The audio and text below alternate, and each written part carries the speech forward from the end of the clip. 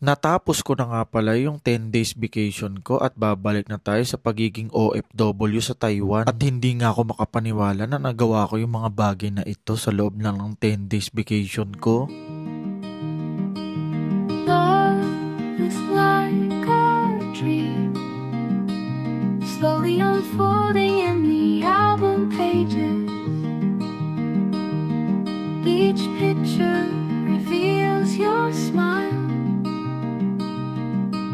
a mix of reality and fantasy. In each frame lies an endless yearning.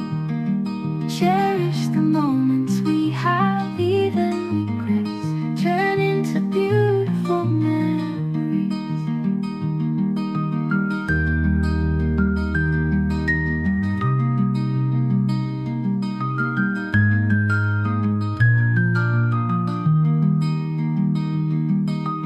Love is like a dream, slowly unfolding in the album pages.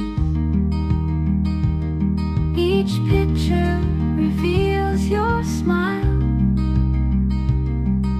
a mix of Hindi reality. pa rin talaga ako makapaniwala na sobrang dami kong nagawa sa loob lang ng 10 days vacation ko at ito nga ibabalik na tayo sa tunay na realidad ng buhay sa pagiging isang OFW sa Taiwan at hindi pa nga ako ready sa ganitong situation at iba nga pala yung impact sa akin nito. Sobrang bigat sa pakiramdam matapos nga yung sobrang saya ng mga kaganapan sa buhay ko ito naman ipapalitan ng kalungkutan. Kalungkutan na lalayo muna ako pansamantala sa pamilya ko.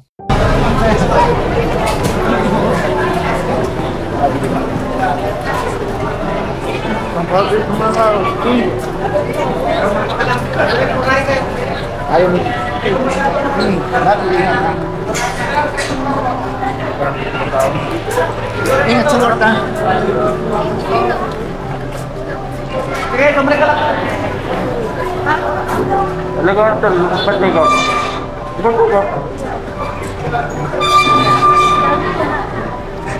Sa mga oras na ito, tagaktak na nga pala yung luha natin at hindi nga ako kasi makapaniwala na aalis na talaga muna ako. Naalala ko tuloy nung unang dating ko dito sa Taiwan, hindi naman ako masyado nag-emotional pero ngayong pangalawang balik ko grabe, sobrang lungkot nga pala yung nararanasan ko. Siguro dahil ngayon ko lang ulit nakasama ang daddy at syempre nakumpleto kami saglit. Ganun pa man kakayanin natin to, sa una lang talaga mahirap. Kaya shoutout sa mga OFW na kamukha ko. Big salute sa atin lahat na nakakayanan natin na lumayo sa ating mga pamilya para tuparin yung mga pangarap or mga obligasyon natin sa buhay. 3 years contract nga lang pala ako dito sa Taiwan at nakakaisang taon at kalahati na nga ako. Kaya napag-isip-isip ko nga na mag-double grind at kapag once na nakapag-ipon na ako, magninegosyo na lang talaga ako sa Pilipinas. Iyan talaga yung sinabi ko kay Sheena All at iyan nga pala yung i-goal namin na hindi kami habang buhay na magpapaalipin dito sa ibang bansa. Kaya sa mga kamukha kong OFW